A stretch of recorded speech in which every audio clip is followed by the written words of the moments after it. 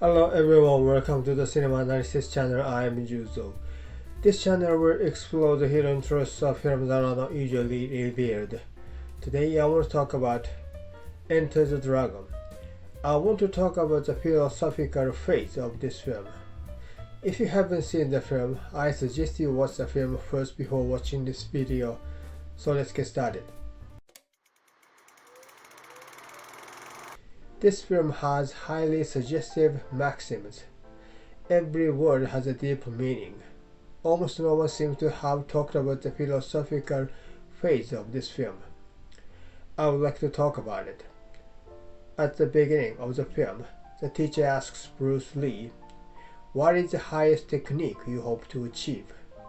Bruce Lee replies, "To have no technique." It's a strange exchange, esoteric, Zen-like. What do you make of it? Does Bruce Lee believe that there is no need for technique? If so, does Bruce Lee have no technique at all? He also says, "Don't think, feel." Some people might think that he just moves by instinct, but Bruce Lee is one of the best martial artists who knows technique. In fact, he founded his own martial art, Jeet Kune Do, and taught its techniques to his students. So why did he hope to achieve no technique? What it really means is that once you have mastered a technique, you no longer think of it as a technique. There must have been a time when you could not ride on a bicycle. At the time, riding a bike was a technique that you hoped to achieve. But once you can, you don't think of it as a technique. You think about the next step. Where am I going with this? How fast can I go? You think of the next step as a technique. When you really master a technique, you don't see it as a technique.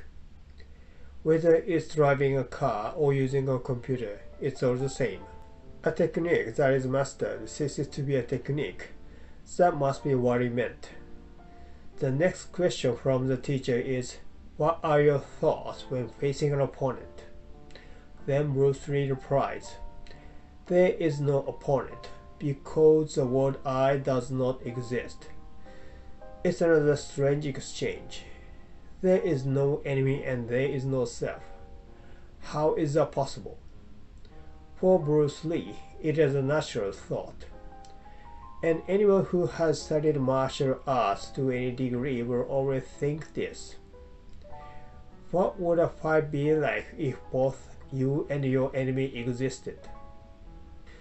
When you learn self-defense, this is what you're taught. If your opponent attacks like this, you should dodge like this and do like this.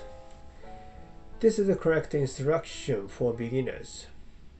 The teacher has no choice but to teach in this way. But along the way, you will notice something like this.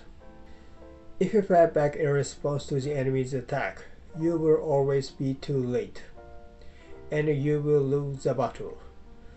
So what should you do? The conclusion is to merge with the enemy. By doing so, you will be able to deal with your opponent's attacks in the most rational way. If you integrate with the enemy, there will be no difference between you and the enemy. That is the secret of all martial arts. Ueshiba Morihei, the founder of Aikido, said the same thing. The secret of Aikido is to sweep away your evil spirit, to harmonize with the movement of the universe, to merge with the universe. If you can do that, you don't even need to fight with others. And Bruce Lee goes on to say, "A good martial artist does not become tense, but ready. Not thinking, yet not dreaming. Ready for whatever may come. And when there is an opportunity, I do not hit. It hits all by itself." I hit is the act of thinking in your mind, "I want to do this." It hits all by itself means that your body moves without you thinking. True mastery technique means being able to do this without thinking. It is not that you move after thinking in your mind, but that your body moves without thinking. You don't recognize something that you can do without thinking as a technique. Many of you may not remember this conversation with the master played by Roy Chow. This scene was not included in the version shown in theaters outside Hong Kong. What you probably saw on television was the one without the scene. Although this scene was important to Bruce Lee, it was cut from the international theatrical release. According to Paul Heller, one of the film's producers, they felt the Oriental philosophy was too preachy for audiences at the time. Don't think, feel. That has been the most famous line. What do you think it means? Most people interpret it to mean that it is better not to think. If you just take the phrase, you won't get the right interpretation. You have to think about the situation in which it was said. This line was said when he was teaching the boy at the beginning of the film. Kick me. We need emotional content. Not anger. That's it. How did it feel to you? At the moment, the boy looks up in the air and says, "Let me think." That's when the words, "don't think, feel," come out. Before we say whether this was right or wrong, agree or disagree, let us try to read what Bruce Lee was trying to say correctly. Let's think about the difference between thinking and feeling. The boy looked up in the air when he tried to answer. This is because he was projecting his thoughts onto the screen in his mind. What is thinking? To think is to work out an answer from the factors in your mind.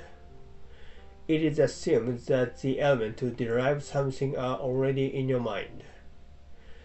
When you think, your attention is on the information in your mind. Bruce Lee slapped the boy's head and said, "Don't think, feel." Then what is to feel? When you touch something you don't have inside you, you feel something. When you feel something, your attention is on something outside. The boy was learning from Bruce Lee. When learning from a master, should the student's attention be directed inwards or outwards? Outwards, of course. You are being taught by a master to learn what you do not have within you.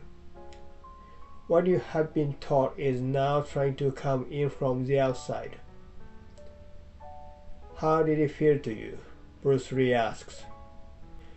When something comes into you that you don't have, there will be a change. And you can feel it. Bruce Lee says to cherish the feeling. And to feel is to experience something with your whole being, with your body and your soul. In psychoanalytical terms, it means to feel not only with the conscious mind, but also with the subconscious.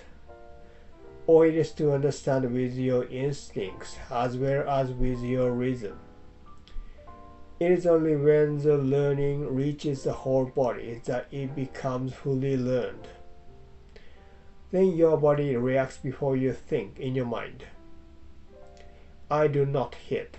It hits all by itself means that no one thinks as deeply as Bruce Lee. There's no way such a person would say, whenever you are, you don't have to think. It's a phrase that many people have misunderstood.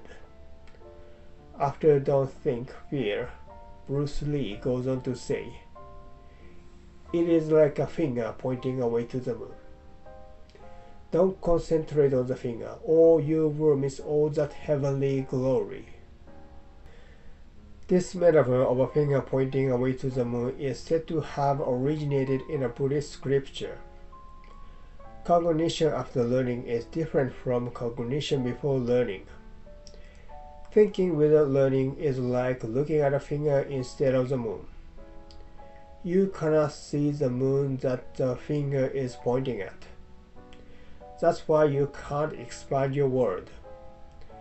Feeling before thinking is necessary to evolve. That's what Bruce Lee says. At the end of the film, Bruce Lee fights Shi Qian's Han in a room of mirrors.